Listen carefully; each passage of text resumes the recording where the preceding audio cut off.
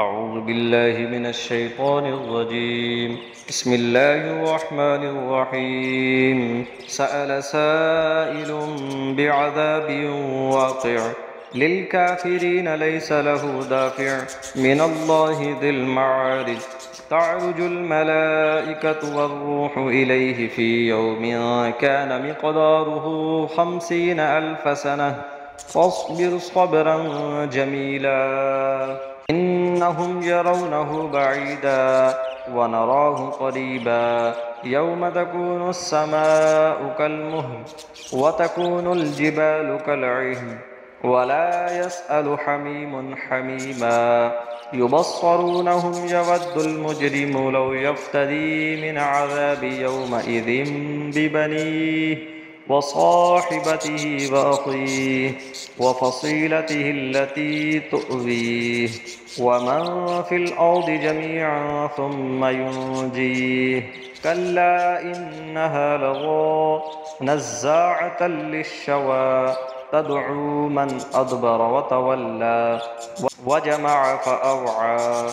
إن الإنسان خلق هلوعا إذا مسه الشر جزوعا وإذا مسه الخير منوعا إلا المصلين الذين هم على صلاتهم دائمون والذين في أموالهم حق معلوم للسائل والمحروم والذين يصدقون بيوم الدين والذين هم من عذاب ربهم مشفقون إن عذاب ربهم غير مأمون والذين هم لفروجهم حافظون إلا على أزواجهم أو ما ملكت أيمانهم فإنهم غير ملومين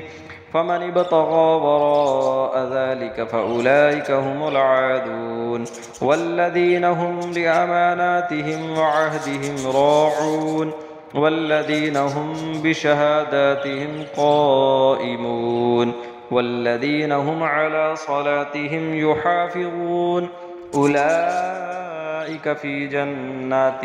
مكرمون فما للذين كفروا قبلك مهطعين عن اليمين وعن الشمال عزين أيطمع كل امرئ منهم أن يدخل جنة نعيم كلا إنا خلقناهم مما يعلمون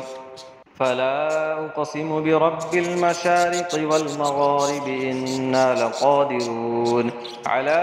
أن نبدل خيرا منهم وما نحن بمسبوقين فذرهم يخوضوا ويلعبوا حتى يلاقوا يومهم الذي يوعدون يوم يخرجون من الأجداث سراعا كأنهم إلى نصب يوفضون خاشعة أبصارهم ترهقهم ذلة ذلك اليوم الذي كانوا يوعدون.